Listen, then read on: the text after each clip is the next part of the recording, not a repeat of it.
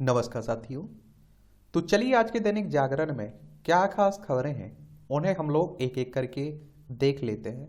और याद रखिए दैनिक जागरण का राष्ट्रीय संस्करण है, तो इसमें आप लोगों को महत्वपूर्ण खबरें ही देखने को मिलेंगी। आप सभी जानते हैं कि आज के दिन यानी कि 14 सितंबर को हिंदी दिवस मनाते हैं। आप लोग क्या मनाते हैं? हिंदी दिवस मनाते हैं।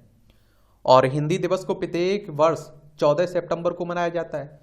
14 सितंबर 1949 को संविधान सभा ने यह निर्णय लिया कि हिंदी केंद्र सरकार की आधिकारिक भाषा होगी, क्योंकि भारत में अधिकतर क्षेत्रों में ज्यादातर हिंदी भाषा बोली जाती थी और इसलिए हिंदी को राजभाषा बनाने का निर्णय लिया। और इसी निर्णय के महत्व को प्रतिपादित करने तथा हिंदी को प्रत्येक क्षेत्र में प्रसारित करने के लिए वर्ष 1953 से पूरे भारत में 14 सितंबर को हिंदी दिवस के रूप में मनाया जाने लगा। और एक बात आप लोग याद रखिए कि विश्व हिंदी दिवस की अगर बात हो तो 10 जनवरी को विश्व हिंदी दिवस मनाया जाता है, 14 सितंबर को राष्ट्रीय हिंदी दिवस मनाया जाता है। इन दोनों में आपको फर्क याद रखना है। और आप देखिए कई देशों में बोली जाती है, ऐसा नहीं कि भारत में ही बोली जाती है।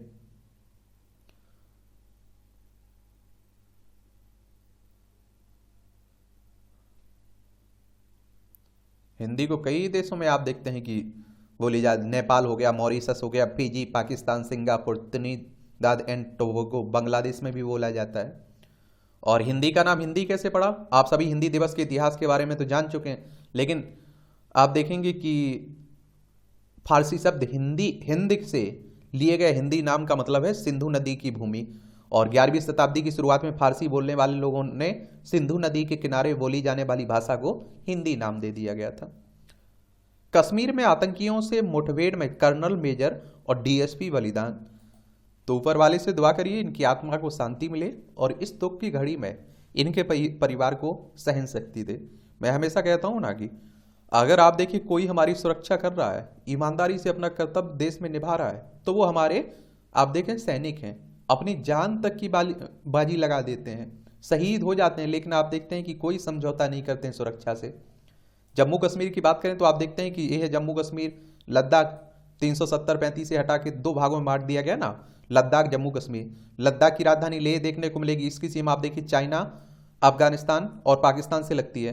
राज्यों में जम्मू कश्मीर हिमाचल प्रदेश से लगती है। वहीं अगर हम लोग जम्मू कश्मीर की बात करें तो लद्दाख से इसकी सीमा लगती है, हिमाचल प्रदेश और पंजाब से लगती है। अंतर्राष्ट्रीय सीमा इसकी पाकिस्तान से लगती है। तो यही हुआ है ये।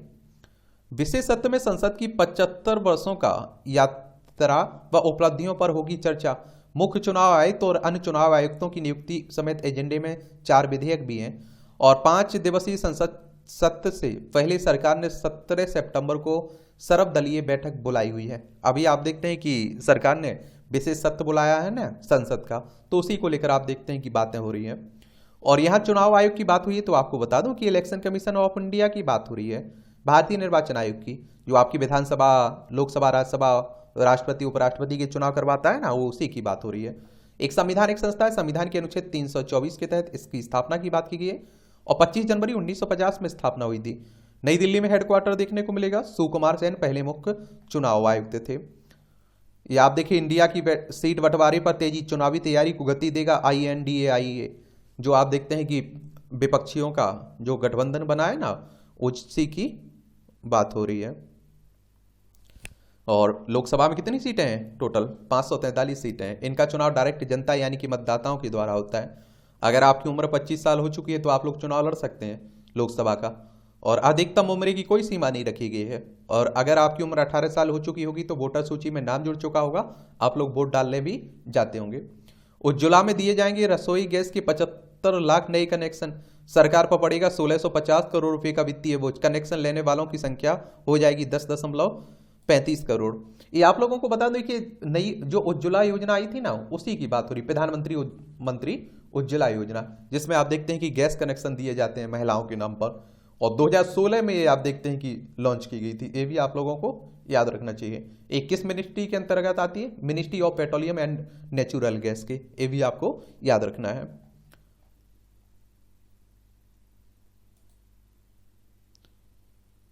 परिवहन कॉरिडोर में सहयोग की संभावनाएं तलाशेंगे भारत रूस। भारत ने कहा कि रूस के साथ मिलकर वह नए परिवहन कॉरिडोर जैसे उत्तरी जल मार्ग और व्लादिवोस्तोक चेन्नई के बीच पूर्वी समुद्री गलियारे में सहयोग बढ़ाने की संभावनाएं तलाशेंगी। यह फैसला भारत के जलमार्ग मंत्री सर्बानंद सोनोवाल ने इस संबंध में रूस की सुदूर एवं पूर्व व आर्कटिक मंत्री एवचिकुन कोव के साथ आप देखिए बैठक के दौरान लिया है। ये आप देखिए, ये हमारा प्यारा भारत है, ये आपको रूस देखने को मिलेगा। पुलिस की मीडिया ब्रीफिंग के दिशा निर्देश बनाए केंद्र। सुप्रीम कोर्ट ने राज्यों के पुलिस महानिदेशक को अपने सुझाव गृह मंत्रालय को भेजने को निर्देश दिया। गृह मंत्रालय 3 महीने में दिशा निर्देश तैयार करके कोर्ट में करेगा पेश, आप देखेंगे। और आप देखिए, सुप्रीम कोर्ट की बात करें तो आप सभी जानते हैं कि हमारी सर्वोच्च अदालत है। संविधान के अनुच्छेद 124 के तहत इसकी स्थापना की बात कही गई। 28 जनवरी 1950 में इसकी स्थापना हुई थी। ये आप देखते हैं कि सुप्रीम कोर्ट का मानना है कि व्यापक जनहित या मीडिया और मीडिया के अधिकार तथा लंबित आपराधिक मामलों की पुलिस द्वारा मीडिया को दी जाने वाली जानकारी का अभियुक्त, पीड़ित और न्यायिक प्रशासन पर पड़ने वाले असर को देखते हुए पुलिस की मीडिया ब्रीफिंग के बारे में नए दिशा निर्देश तय करने की जरूरत की बात हो रही है। चीन सीमा तक सैनिकों को पहुंचाना होगा आसान। Airbus defence and space company ने वायुसेना को सौंपा C-295 विमान। पैराशूट के सहारे सैनिकों को उतारने और सामान गिराने में है उपयोगी। ये अच्छी बात है और कई खूबियों से लैस है। ये 5 से 10 टन क्षमता है नए परिवहन विमान की। सैनिकों और साजो सामान को तेजी से पहुंचाने के लिए रियर रैंप डोर से लैस है विमान और 56 विमानों में स्वदेशी इलेक्ट्रॉनिक वारफेयर सिस्टम लगाए जाएंगे और 480 किलोमीटर प्रति घंटे की गति से 11 घंटे तक उड़ सकता है। आप देखते हैं कि विमान और बहुत छोटे रनवे से टेक ऑफ और लैंडिंग कर सकता है विमान। टेक ऑफ के लिए 670 मीटर रनवे व लैंडिंग के लिए आप देखिए सिर्फ 320 मीटर रनवे की जरूरत इसके लिए बताई जा रही है। ये खबरें आप देखिए, राष्ट्रीय राजधानी दिल्ली से जुड़ी हुई है। नई दिल्ली इसकी राजधानी है। ये आप देखिए, ये है। विधानसभा में 70 सीटें, राज्यसभा में 3 सीटें, लोकसभा में आपको 7 सीटें देखने को मिलेंगी। अरविंद केजरीवाल यहाँ के चीफ मिनिस्टर हैं, मुख्यमंत्री हैं। पटाखों पर प्रतिबंध के फैसले पर रोक लगाने से सुप्रीम कोर्ट का इनकार। सांसद मनोज तिवारी ने नई दिल्ली के पटाखों पर पूर्ण प्रतिबंध के खिलाफ दाखिल की थी अर्जी। देखिए,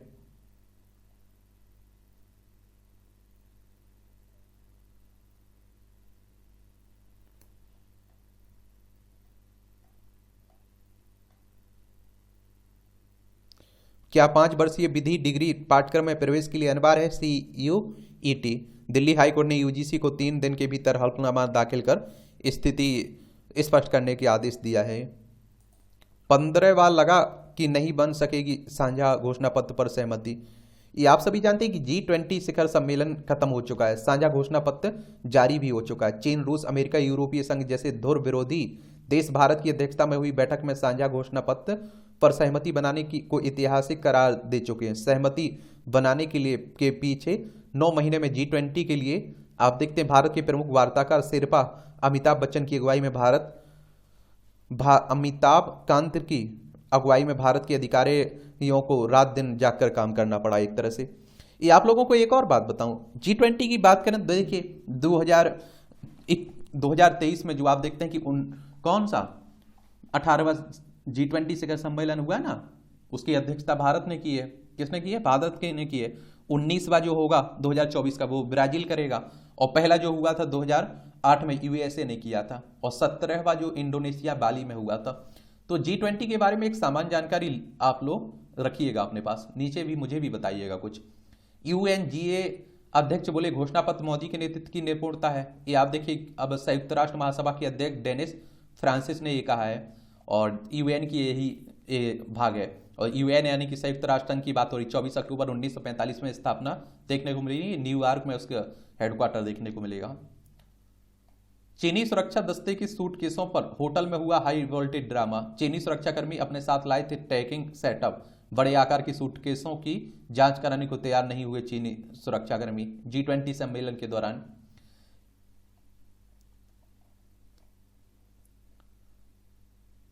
पूरी तरह डिजिटल होगी भारतीय न्याय प्रणाली। न्याय को सुगम बनाने के लिए ई-कोर्ट प्रोजेक्ट के तीसरे चरण को कैबिनेट की मंजूरी। ई फाइलिंग व ई भुगतान की व्यवस्था की जाएगी स्थापित। 4400 ई सेवा केंद्र की बात हो रही है।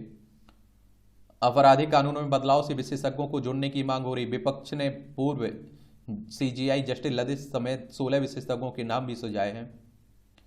कृषि में पानी के उपयोग पर निगाह रखने की जरूरत है, समिति कह रही। जल शक्ति मंत्रालय में गठित विशेषज्ञों की समिति ने राष्ट्रीय जल उपयोग दक्षता प्राधिकरण बनाने का दिया सुझाव। कहा इसके पास होनी चाहिए कानूनी शक्ति ताकि पानी के उपयोग के तौर तरीकों पर रखी जा सके निगाह, और आप देखिए पानी का बचत भी हो सके और फसलों को भी मिल सके।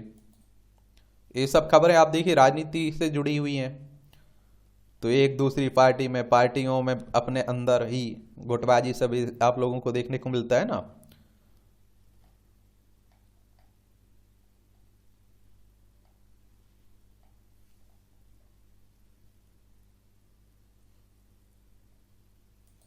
ये आप देखते हैं कि हिंदी दिवस मनाया जा रहा है, उसी के परिप्रेक्ष्य में लिखा जा रहा है। आप देखते हैं फिर मेरी याद, एक कुमार विश्वास, कैसा कुत्ता है, राहगीर। न्याय के मंदिर में सतत प्रयास से हिंदी भाषा को मिल रहा है नया आयाम, और इलाहाबाद उच्च न्यायालय में हिंदी में दिए जा रहे निर्णय अधिवक्ताओं का भी मिल रहा है साथ। और 4 दशक पहले शुरू हुआ हिंदी का प्रयोग। इलाहाबाद उच्च न्यायालय में करीब 4 दशक पहले न्यायमूर्ति प्रेम शंकर गुप्त ने हिंदी में निर्णय को गति दी थी। उन्होंने 4000 से अधिक निर्णय हिंदी में दिए थे, और उनके बाद न्यायमूर्ति शंभुनाथ श्रीवास्तव भी हिंदी में निर्णय देते हैं। छत्तीसगढ़ का लोकायुक्त रहते हुए 800 से निर्णय हिंदी में निर्णय दिए। और आप देखते हैं कि उन्होंने क्या भारत में न्यायालयों की भाषा हिंदी व प्रादेशिक भाषा होनी चाहिए पुस्तक भी लिखी है। न्यायमूर्ति राम सूरत सिंह, न्यायमूर्ति बनवारी और लाल यादव और न्यायमूर्ति गिरिधर मालवीय, न्यायमूर्ति आरवी मेहरोत्रा ने भी हिंदी में निर्णय दी। एक बात और आप लोगों को बता दूं, पता है आप लोगों को हिंदी, अब देखिए कोई निर्णय दिया जा रहा है, सरकार की तरफ से कोई योजना लाई जा रही है या न्यायालय की तरफ से कोई निर्णय दिया जा रहा है, अब आप इंग्लिश में दे देंगे तो आप देखें भारत में जो स्थानीय लोग हैं और आप जिन्हें नई नॉलेज है, जानकारी है इंग्लिश की, वो कैसे समझ पाएंगे। तो ये कहा जाता है कि आप हिंदी में दीजिए और आप स्थानीय भाषा जो हो सकती है उसमें ट्रांसलेट कर दीजिए, जिसे आसानी से वो लोग समझ पाए।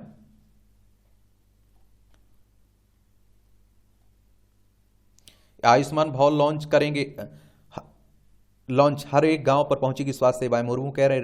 और आयुष्मान भारत के 3 अवयवों के जरिए स्वास्थ्य सेवाएं दी जाएंगी। आपके द्वार 3 के जरिए आयुष्मान कार्ड और आभा पहचान पत्र दिए जाएंगे। लोगों को स्वास्थ्य योजनाओं व बीमारियों जैसे टीबी आदि के बारे में जानकारी दी जाएगी।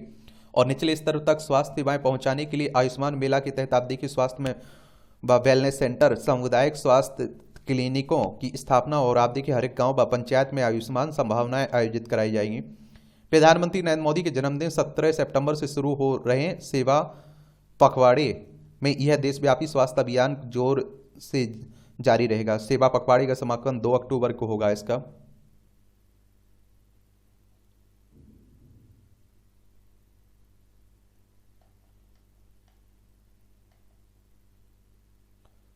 ड्राइविंग लाइसेंस कानून में बदलाव पर विचार करे केंद्र। सुप्रीम कोर्ट की संविधान पीठ ने सरकार से अपना नजरिया बताने को कहा कि लाखों लोगों की आजीविका और सड़क सुरक्षा को प्रभावित करने वाला मुद्दा है। हल्के मोटर वाहन चलाने का लाइसेंस रखने वाले व्यक्ति कानूनन एक निश्चित भार का ट्रांसपोर्ट वाहन चलाने का हकदार हो सकता है।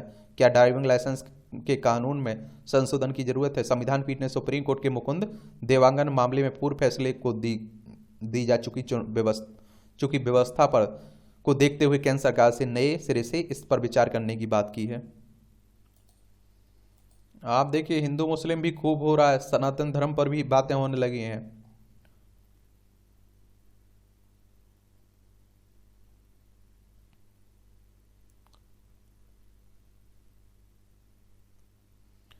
ये बंगाल में शिक्षक भर्ती घोटाले में ईडी ने अभिषेक बनर्जी से 9 घंटे पूछताछ की है। देखिए ईडी की बात करें तो इन्फोर्समेंट डायरेक्टरेट की बात हो रही, प्रवर्तन निदेशालय की बात कर रहा हूँ मैं। और इसकी स्थापना कब हुई थी ये आप लोगों को बताऊं तो इसकी स्थापना कब हुई थी? 1 मई 1956 में नई दिल्ली में हेडक्वार्टर देखने को मिलेगा। वहीं अगर हम लोग वेस्ट बंगाल चलें, पश्चिम बंगाल चलें, तो आप देखते हैं कि ये पश्चिम बंगाल है, कोलकाता इसकी राजधानी, इसकी सीमा उड़ीसा, झारखंड, बिहार, सिक्किम, असम से लगती है। अंतर्राष्ट्रीय सीमा नेपाल, भूटान, बांग्लादेश से लगती है। ममता बनर्जी यहाँ की चीफ मिनिस्टर हैं, क्या है, मुख्यमंत्री हैं। और आनंद सीबी आनंद बोस यहाँ के राज्यपाल हैं। विधानसभा में 294 सीटें हैं, राज्यसभा में 16 सीटें हैं, लोकसभा में 42 सीटें हैं। राज्यसभा में 16 और लोकसभा में 42। 88,752 वर्ग किलोमीटर में आपका फैला हुआ है। रेलवे अधिकारियों के ठिकानों से 2.61 करोड़ बरामद हुई। सीबीआई ने लखनऊ स्थित कोर्ट में किया पेश। 3 दिनों की पुलिस रिमांड मंजूर। 3 लाख घूस लेते पकड़े गए थे पूर्वोत्तर रेल के पीसीएमएम केसी जोशी। ये आप लोगों को बताऊं, सीबीआई तो सेंट्रल ब्यूरो ऑफ इन्वेस्टिगेशन की बात हो रही है। 1 अप्रैल 1963 में स्थापना हुई थी इसकी, ठीक है। नई दिल्ली में हेडक्वार्टर देखने को मिलेगा। अब आप देखिए, हमारे यहाँ तो भ्रष्टाचार एक तरह से आदमी के जन्म के लेते ही आप देखते हैं कि वो समझ जाता है। नौकरी खोजने में मदद करेगा स्किल इंडिया प्लेटफॉर्म। ए प्रशिक्षित अभ्यर्थियों का डिजिटल रिकॉर्ड भी रखेगा पोर्टल। ऑनलाइन मिलेगा प्रमाण पत्र। कई भाषाओं में प्रशिक्षण की सुविधा। कौशल विकास एवं उद्यमशीलता मंत्री ने किया इसका शुभारंभ। अच्छी बात है। राम मंदिर की सुरक्षा संभालने पहुंची यूपीएसएसएफ की पहली टीम। अहम धरोहर है राम मंदिर के पुरावशेष। आप सभी जानते हैं कि अब राम मंदिर बन रहा है, भव्य बन के तैयार होने वाला है, तो उसी की बात हो रही है।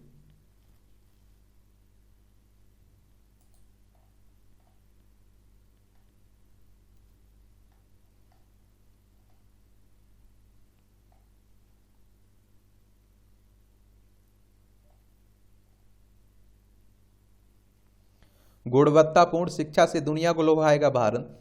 स्टडी इन इंडिया कार्यक्रम के तहत 10 लाख विदेशी छात्रों को जोड़ने का लक्ष्य। विदेश में दूतावासों के जरिए संस्थानों और उनके प्रमुख कोर्सों की ब्रांडिंग शुरू की जा रही है। अब आप देखिए, हमारी नई शिक्षा नीति भी आई हुई है, तो शिक्षा में तो अच्छी सुधार होना चाहिए। वही आप देखते हैं कि एक इंसान को अच्छी दिशा में ले जा सकता है।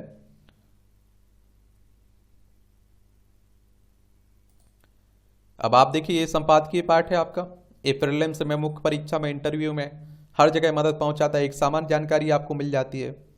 अब हिंदी भाषा दिवस मनाया जा रहा है, तो उसी पर लिख दिया गया ये एडिटोरियल, पढ़ना चाहिए आपको। भारतीय भाषाओं से सशक्त होती हिंदी। तो आप देखें कि रविन्द्रनाथ टैगोर ने कहा था कि भारतीय भाषाएं नदियां हैं और हिंदी महानदी है। उन्होंने ये इसलिए कहा था क्योंकि उन्हें हिंदी के महत्व का बोध था, और हिंदी स्वतंत्रता संग्राम के समय स्वाधीनता सेनानियों की भी संपर्क का प्रमुख माध्यम रही है। और हिंदी विविधता में एकता का सूत्र है। वह देश के बड़े हिस्से में अधिकांश लोगों द्वारा सबसे अधिक बोली समझी जाती है। हिंदी देश के सामाजिक, राजनीतिक, सांप्रदायिक एवं भाषाई समन्वय और सौहार्द का प्रतीक है। भारतीय भाषाओं हिंदी के संबंध की दृष्टि से संविधान का अनुच्छेद 351 अत्यंत महत्वपूर्ण है, जिसमें अपेक्षा की गई है कि संघ हिंदी को इस प्रकार विकसित करेगा कि वह देश की मिलीजुली संस्कृति को अभिव्यक्त कर सके।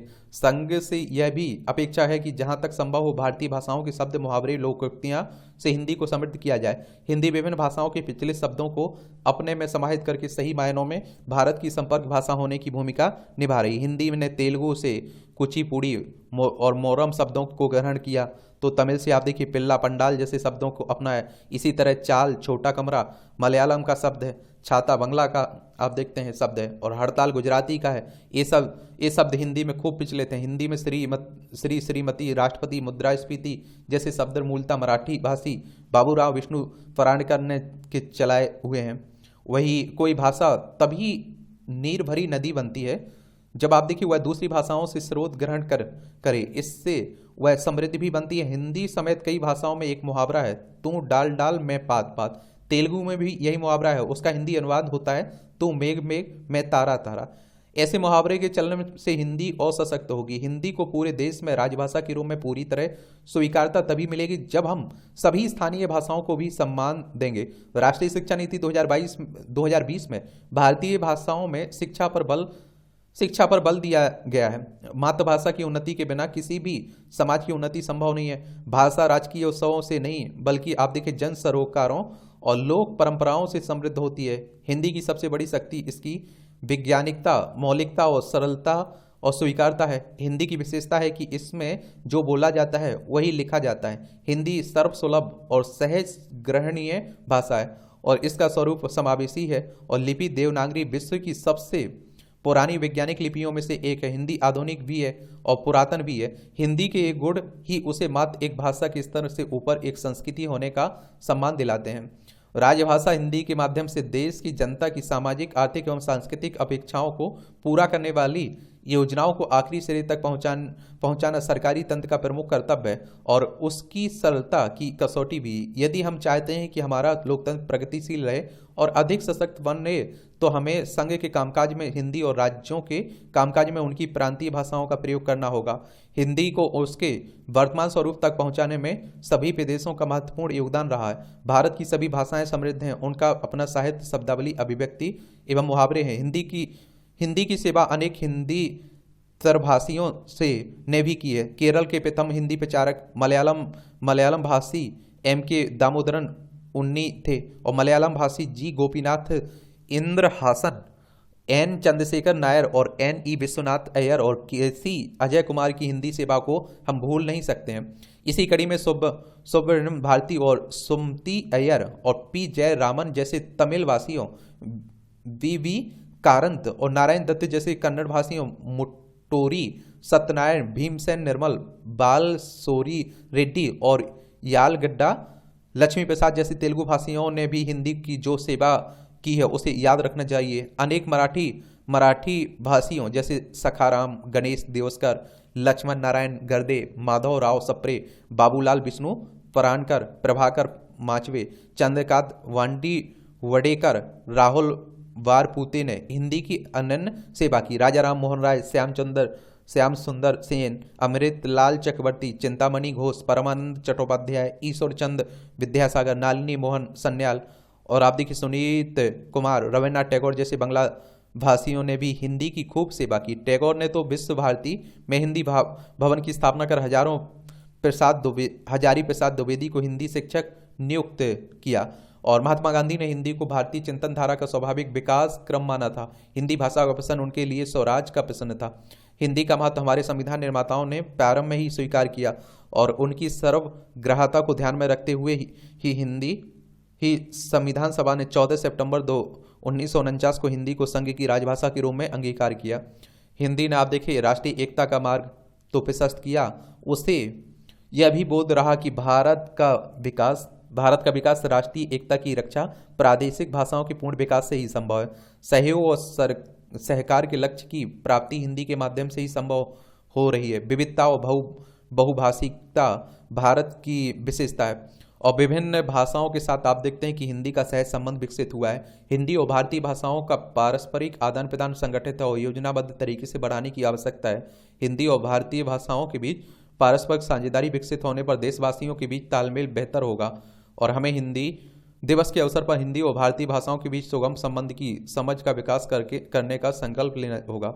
इसके साथ हिंदी और भारतीय भाषाओं के बीच अन्योन्याश्रित संबंध का साधन करना होगा। हिंदीतर भाषाओं के साथ आप देखिए हिंदी की भाषिक और अर्थपरक समझ का विकास होने पर अखिल भारतीय बोध का विस्तार होगा। लेखक महात्मा गांधी अंतर्राष्ट्रीय हिंदी विश्वविद्यालय वर्धा के कुलपति हैं, इनके द्वारा लिखा गया है।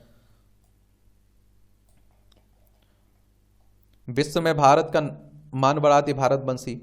ये आप देखते हैं कि दुनिया के कोने कोने में भारतवंशी या भारतीय मूल के लोगों और प्रवासी भारतीयों की राजनीतिक, आर्थिक और कारोबारी क्षेत्रों में तेजी से बढ़ती संख्या भी भारत को वर्ष 2047 तक विकसित देश बनाने के सपने को साकार करने की दृष्टिकोण से महत्वपूर्ण मानी जा रही है। हाल में भारतवंशी थरमन षणमुगरत्नम सिंगापुर के राष्ट्रपति बने हैं। अब आप देखिए कि भारत से संबंध रहा है इनका किसी भी तरह से, ठीक है। थर्मन वैश्विक मंचों पर सिंगापुर भारत के हितों की बेबाकी से प्रस्तुति करने के लिए जाने जाते हैं।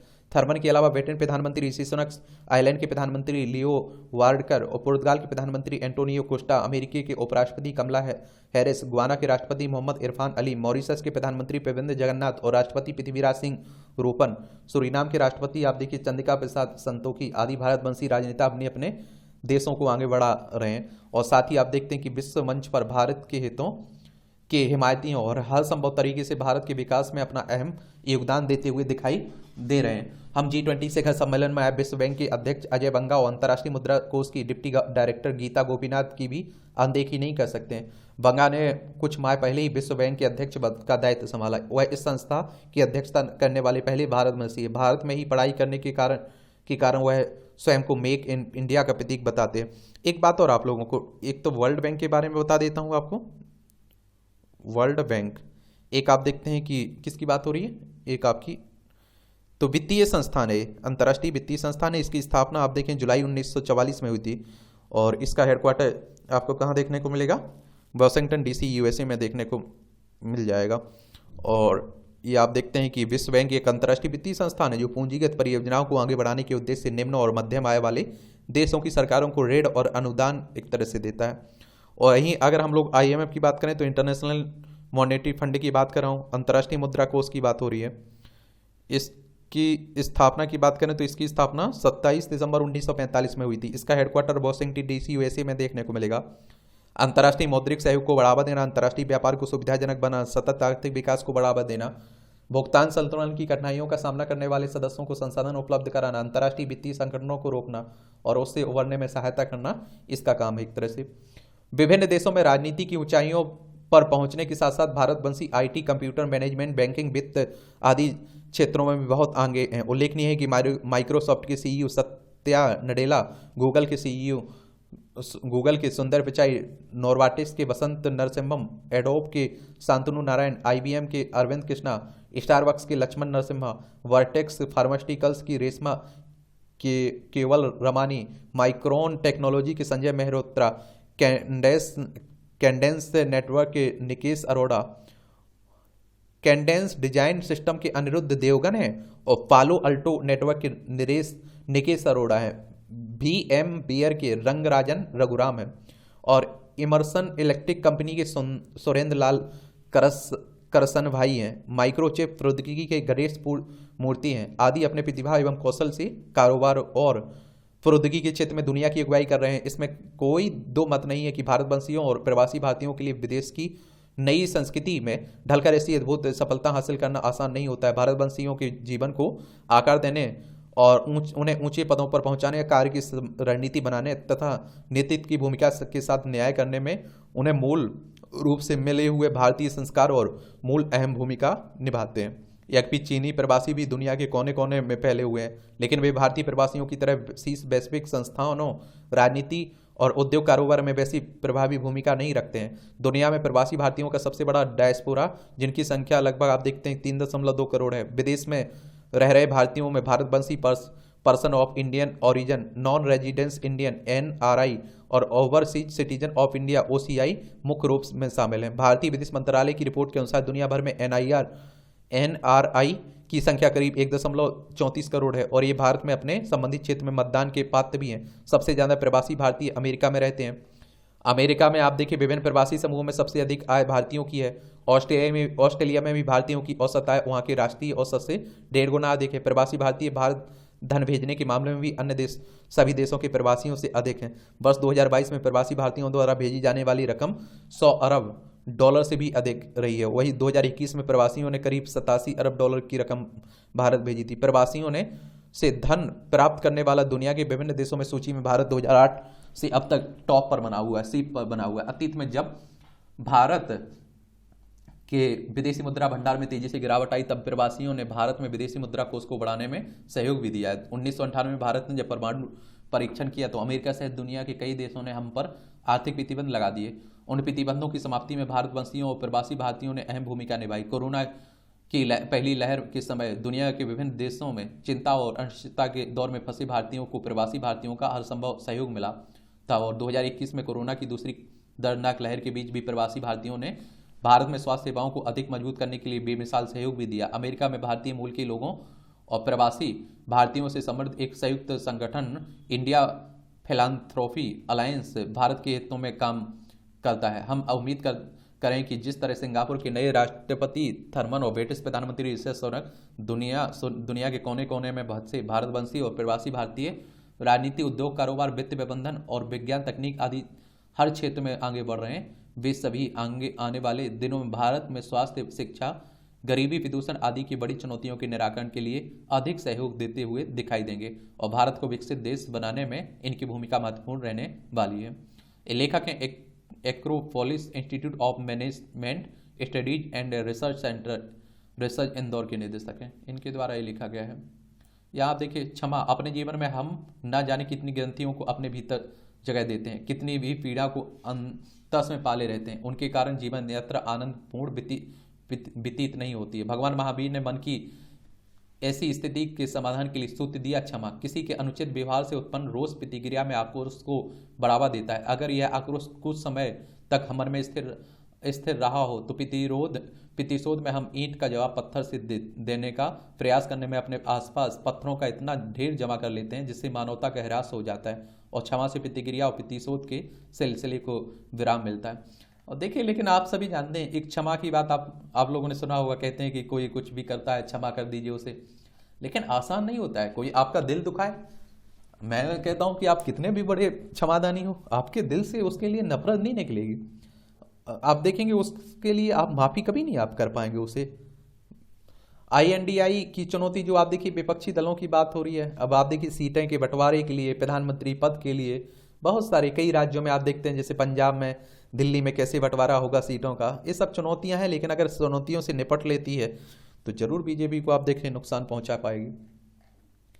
अतिरिक्त कड़ाई अपेक्षित है। प्रदेश में शराबबंदी के तहत पीने वालों पर लगाम लगेगी, लेकिन पिलाने वाली इसकी आक्रोश कमाई से फल फूल रहे हैं, लिहाजा इन लोगों पर कड़ाई आवश्यक है।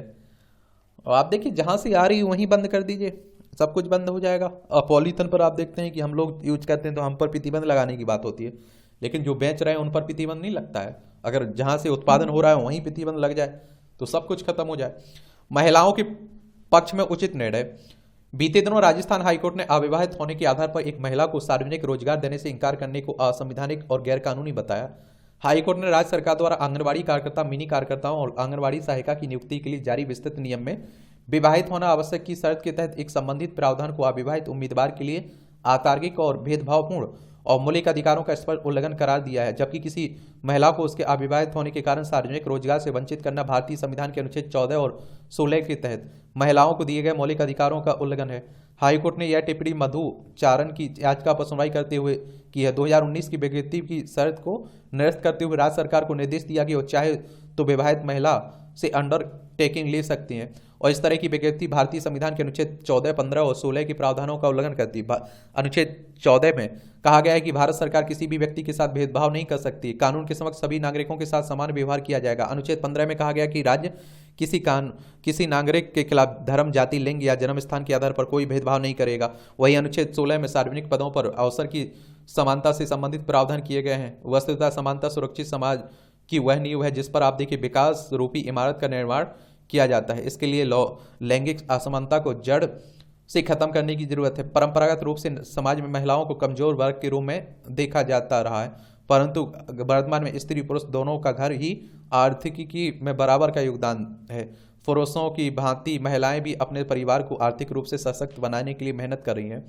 वैसे सामाजिक और आर्थिक प्रगति के बावजूद आज भी हमारे समाज में महिलाओं को एक जिम्मेदारी समझा जाता है। इसके चलते उन्हें सामाजिक और पारिवारिक रूढ़ियों के कारण विकास के कम अवसर मिलते हैं, जिससे उनके व्यक्तित्व का पूर्ण विकास नहीं हो पाता है। जबकि महिलाएं भी पुरुषों की तरह आप देखिए कठिन परिस्थितियों में कार्य करने में सक्षम होती हैं, बशर्ते उन्हें पूरी सुरक्षा मिले। कुल मिलाकर राजस्थान हाईकोर्ट का निर्णय महिलाओं के हित में है। इससे विवाहित के साथ अविवाहित महिलाओं को भी सरकारी नौकरी का अवसर मिलेगा और वे आर्थिक व सामाजिक रूप से सशक्त होंगी। अब आप देखिए किसी ने शादी नहीं की है तो उसके साथ भेदभाव करने लगोगे, ये तो गलत बात है। ये छोटे छोटे कॉलम रहते हैं, ये भी पढ़ लिया करिएगा। सामाजिक समस्याओं के समाधान में सक्षम। बीते एक दशक के दौरान केंद्र सरकार के व्यापक प्रयासों से भारत की अर्थव्यवस्था विश्व में सर्वाधिक तेज गति से बढ़ रही है और आशा की जा रही कि आगामी कई वर्षों तक भारतीय अर्थ की तेज गति से बढ़ती रहेगी। विकसित देशों में समृद्धि तो आई है, परंतु उसके साथ कई सामाजिक दुष्प्रवृत्तियां भी पनप गई हैं और जिसके कारण से वहाँ की पारिवारिक व्यवस्था प्रभावित हो रही है। लिहाजा भारतीय परंपरा इस प्रकार की समस्याओं का समाधान करने में सक्षम दिख रही है और ऐसे में भारतीय परंपरा का विश्व भर में प्रसार हो सकता है और वैश्विक अंतरिक्ष अर्थव्यवस्था में बढ़ती भागीदारी हमारी। चलिए ये भी देख लिया करिएगा। और एक अनूठा समुद्र मंथन देख लीजिए, एक तंज कसा जाता है एक तरह से। सनातन पर गिरी कांग्रेस आक्रामक भाजपा। अब देखिए मध्य प्रदेश में भी चुनाव है तो यहाँ भी शिवराज सिंह चौहान मुख्यमंत्री हैं तो ये भी सनातन धर्म पर बोल रहे हैं कि पक्ष उसका लेंगे। 8वीं अनुसूची प्रासंगिकता। 8वीं अनुसूची अप्रासंगिक हो चुकी है, इसके लिए उसे समाप्त करते हुए क्षेत्रीय भाषाओं और लोक भाषाओं के विकास का दायित्व राज्य सरकारों को दिया जाना चाहिए। इससे भारतीय भाषाओं को प्रशासन की भाषा बनने में आसानी होगी। अब आप लोगों को इसमें 8वीं अनुसूची में क्या क्या है उसके बारे में बता देता हूँ। 8वीं अनुसूची की बात कर रहा हूँ मैं, समझ रहे हैं, जिसमें भाषाओं की, भारतीय भाषाओं की बात की गई है। और देखिए 8वीं अनुसूची की बात करें तो इस अनुसूची में भारतीय गणराज्य की आधिकारिक भाषाओं को सूचीबद्ध किया गया है। भारतीय संविधान के भाग आप देखेंगे कि 17 में, कितने, 17 में अनुच्छेद 343 से 351 तक शामिल अनुच्छेद आधिकारिक भाषाओं से संबंधित है। और 8वीं अनुसूची से संबंधित संवैधानिक प्रावधान इस तरह है। अनुच्छेद 344 एक संविधान के प्रारंभ से 5 वर्ष की समाप्ति पर राष्ट्रपति द्वारा एक आयोग के गठन का प्रावधान करता है। अनुच्छेद 351 यह हिंदी भाषा को विकसित करने के लिए इसके प्रसार का प्रावधान करता है, ताकि यह भारत की मिश्रित संस्कृति के सभी तत्वों के लिए अभिव्यक्ति के माध्यम के रूप में कार्य कर सके। एक तरह से संविधान की 8वीं अनुसूची में 22 भाषाएं देखने को मिलती है। असमिया हो गया, बंगला हो गया, गुजराती, हिंदी, कन्नड़, कश्मीरी, कोंकणी, मलयालम, मणिपुरी, मराठी, नेपाली, उड़िया, पंजाबी, संस्कृत, सिंधी, तमिल, तेलुगु, उर्दू, बोडो, संथाली, मैथिली और डोगरी। इन भाषाओं में 14 भाषाओं को संविधान के प्रारंभ में ही शामिल कर लिया गया था। 1967 में सिंधी भाषा को 21वें संविधान संशोधन अधिनियम द्वारा 8वीं अनुसूची में जोड़ा गया था। 1992 में 71वें संविधान संशोधन द्वारा कोंकणी, मणिपुरी, नेपाली को शामिल किया गया था। 2003 में 92वां संविधान संशोधन अधिनियम जो 2004 से प्रभावी हुआ, इसमें बोडो, डोंगरी, मैथिली और संथाली को 8वीं अनुसूची में शामिल किया गया था। और अनुच्छेद 343(1) में प्रावधान किया गया है कि 15 वर्ष बाद देवनागरी लिखित हिंदी संघ की राजभाषा होगी। शासकीय प्रयोजन के लिए भारतीय अंकों के अंतर्राष्ट्रीय रूप का प्रयोग मिलेगा। ये सब जानते हैं आप कि बनानी होती तो बना देते इसे राष्ट्रीय भाषा। लोन चुकाने के 30 दिन के भीतर बैंकों को लौटाने होंगे ग्राहक की प्रॉपर्टी के दस्तावेज। आरबीआई ने कहा कि अनुपालन नहीं करने पर 5,000 रुपये प्रतिदिन देना होगा हर्जाना। अच्छी बात है। केंद्रीय बैंक यानी कि रिजर्व बैंक ऑफ इंडिया की बात हो रही है। हमारी बैंकों का बैंक भी कहते हैं, राष्ट्रीय बैंक है। 1 अप्रैल 1935 में इसकी स्थापना हुई थी। मुंबई में हेडक्वार्टर देखने को मिल जाएगा। 5200 करोड़ रुपए में बिकेगा वाडिया मिल। 20,000 के पार पहुंचा निफ्टी, लगातार 9वें दिन चढ़ा सेंसेक्स। गिफ्ट सिटी में ईटीएफ को कैपिटल गेन टैक्स से छूट। फ्रांस ने आईफोन 14 पर लगाया प्रतिबंध। जुलाई में ब्रिटेन की विकास दर में आई गिरावट। कॉफी डे के खिलाफ दिवालिया कार्रवाई का आदेश रद्द। ईवी दोपहिया वाहनों के खिलाफ कानून विकल्प तलाश रही सरकार। फ्रेम टू मानदंडों का अनुपालन नहीं करने पर सख्ती की तैयारी है। 7 कंपनियों से 469 करोड़ की प्रोत्साहन राशि वापस मांगी गई। इलेक्ट्रिक वाहनों की बात हो रही। वैश्विक निवेशकों से $1.5 अरब जुटाएगी रिलायंस रिटेल। कारों में 6 ईयर बैग की अनिवार्यता से पीछे हटी सरकार। इसमें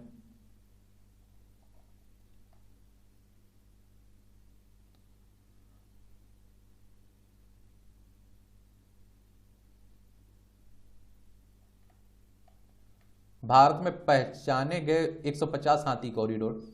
भारत में कम से कम 150 हाथी कॉरिडोर, एक कॉरिडोर 15 राज्यों, 4 हाथियों के रहने के लिहाज से बेहतर क्षेत्र में फैले। केंद्रीय पर्यावरण मंत्रालय की रिपोर्ट में भारत के हाथी कॉरिडोर के अनुसार पश्चिम बंगाल में सबसे अधिक 26 भूभाग हैं। रिपोर्ट में हाथियों के संरक्षण के लिए हाथी कॉरिडोर को सुरक्षित बनाने के लिए मकसद से जरूरी कदम उठाने की सिफारिश की रही। क्या है हाथी कॉरिडोर? हाथी कॉरिडोर उस भूमि को कहते हैं जहां से हाथी 2 या 2 से अधिक अनुकूल क्षेत्र के बीच सुरक्षित और सुविधाजनक तरीके से आवागमन कर सके। ऐसे कॉरिडोर जो हाथियों के रहने के लिहाज से अनुकूल क्षेत्र से ना जुड़े हों और आप देखते हैं उनको सही मायने में हाथी कॉरिडोर माना जाता है। कैसे बचेंगे हाथियों के रहने के लिहाज से अनुकूल क्षेत्र की कमी की वजह से उनकी आबादी खत्म होने का खतरा पैदा हो रहा है। ऐसे में हाथी कॉरिडोर को सुरक्षित रखना उसके संरक्षण के लिए सबसे बेहतर रणनीति हो सकती है। और 59 कॉरिडोर में हाथियों की आवाजाही बढ़ी है। 29 कॉरिडोर में हाथियों की आवाजाही हुई कम। 30,000 हाथियों की आबादी भारत में 2017 के आकलन के हिसाब से। 15 कॉरिडोर हाथियों की आवाजाही के लिहाज से खराब है। 60% वैश्विक आबादी का भारत में। 18 कॉरिडोर के बारे में जानकारी उपलब्ध नहीं है। 88 हाथी कॉरिडोर की पहचान की गई थी सन 2010 में हाथी कार्बल रिपोर्ट में।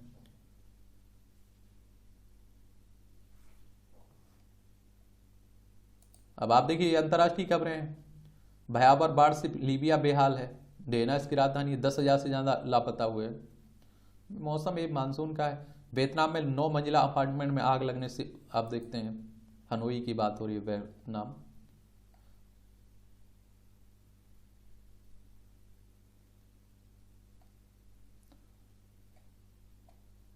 ये आप देखिए, रूबियो ने ISS में 371 दिन गुजार कर बनाया रिकॉर्ड। अमेरिका की अंतरिक्ष एजेंसी नासा के अंतरिक्ष यात्री फ्रैंक रूबियो ने अंतर्राष्ट्रीय अंतरिक्ष स्टेशन पर सबसे अधिक वक्त बिताकर नया कीर्तिमान रचा है। रूबियो ने अंतरिक्ष में लगातार 371 दिन गुजारे हैं। इससे पहले नासा के अंतरिक्ष यात्री मार्क वंदे हेई के नाम यह रिकॉर्ड था। उन्होंने 30 मार्च 2022 तक 355 दिन बिताए थे। नासा के अनुसार रूबियो ने इस दौरान रोबोटिक्स, अंतरिक्ष भौतिकी और जीव विज्ञान से जुड़े कई प्रयोगों पर काम किया और 3 स्पेस वॉक में भाग लिया इन्होंने।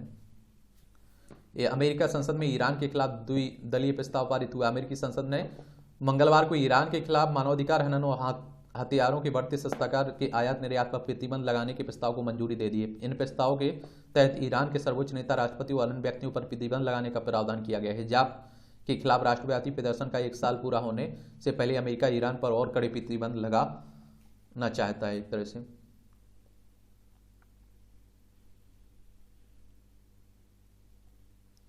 पाकिस्तान में 6 नवंबर को चुनाव कराना चाहते हैं राष्ट्रपति अलवी। हमारा पड़ोसी है पाकिस्तान। चीन ने अफगानिस्तान में नियुक्त किया राजदूत। तालिबान के शासन में ऐसा करने वाला पहला देश बना है। ये आप देखिए, अफगानिस्तान है, लद्दाख वाली सीमा लगती है, यहाँ तालिबानों का राज हो चुका है ना। ये आप देखें, खेल का क्षेत्र है। कोलंबो में ऐसा कैफे जहां क्रिकेट खाइए, पीजिए और खेलिए। देखिए, क्रिकेट तो हमारे देश में वैसे भी सबसे ज्यादा पसंद की जाती है। सोफर 4 चरण के मैच में भिड़ेंगे श्रीलंका और पाकिस्तान। बाबर ने टीम में किए 5 बदलाव। चलिए, यूरो क्वालिफायर में स्पेन से साइप्रस को 6-0 से हराया। इसमें एशियन गेम्स के लिए फुटबॉल टीम में केवल छेत्री की ही बड़ा नाम है। शरीर साथ ना दे तो लेना पड़ता है संन्यास, साइना कह रही हैं। बैडमिंटन खिलाड़ी है ना। सुविधाएं ही नहीं तो कैसे निकले पेस भूपति, ये बोपन्ना कह रहे हैं। तनेसी यसुनी हांगकांग ओपन के क्वार्टर फाइनल में पहुंचे हैं। चैंपियन के लिए सेंकी से फाइट करना पसंद करूंगा, रोलेंस कह रहे हैं। मौजूदा WWE हैवी वेट चैंपियन ने कहा है, मैं भारत से अगला मेगा स्टार देखने को उत्सुक हूं। ये भी देख लिया करिएगा। तकनीक से निखरती हिंदी। जरूरी ईमेल को इन तरीकों से करें सुरक्षित। देखते रहा करिएगा ऐसे भी।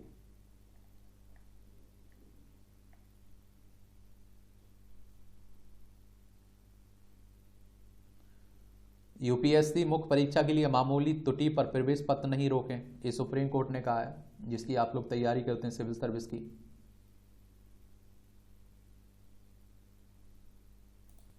यहां भी आपको जनरल नॉलेज की जानकारी मिल जाती है। परीक्षा के पॉइंट ऑफ व्यू से भी कुछ पॉइंट मिल जाते हैं।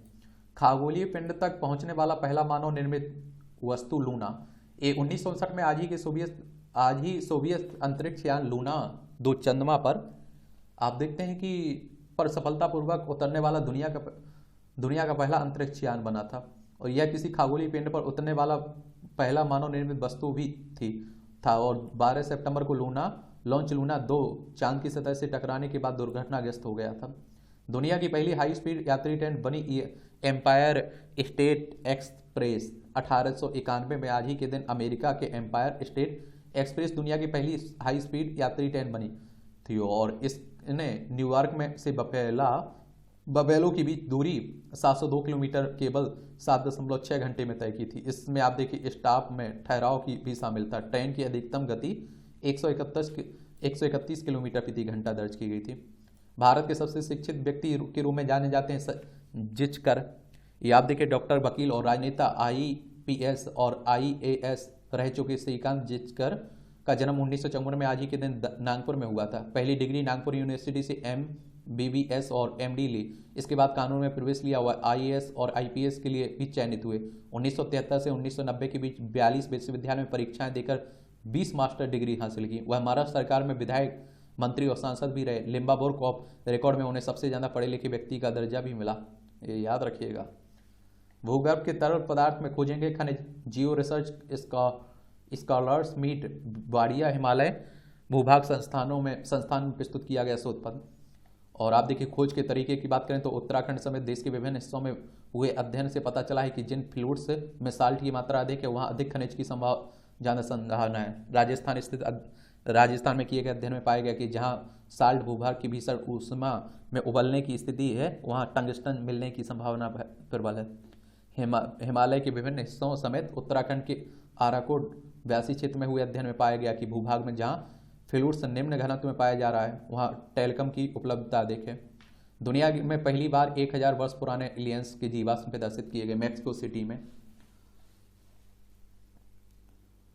ये आप देखिए, जवान रहना है तो धूमपान छोड़ें। ये अनुसंधान कह रहा है गंगा सहित अन्य नदियों में उष्णकटिबंधीय तूफान 20% तक हो जाएंगे तीव्र। यूके के न्यू कैसल विश्वविद्यालय के नेतृत्व में किए गए अध्ययन में अनुमान लगाया जा रहा है खून की एक बूंद से भी हो सकेगी पीलिया की जांच। सेंसर स्ट्रिप की तकनीक सेंसर में 5 electrode configuration sensor 5 electrode configuration को शामिल किया गया जो एक ही स्टेप पर प्रत्यक्ष व कुल बिलीरुबिन का एक साथ पता लगाने में सक्षम है। नॉन इंजाइमी इलेक्ट्रोकेमिकल सेंसर में ट्राइमेटेलिक नैनो कंपोजिट आधारित उत्प्रेरक हैं जो रक्त समूह में अन्य घटकों की उपस्थिति के बाद आप देखिए बिलीरुबिन का पता लगाने में मदद करता है। स्कूटर चलाकर तोते ने बनाया Guinness world record. Sophia Guinness world records की बात हो रही है।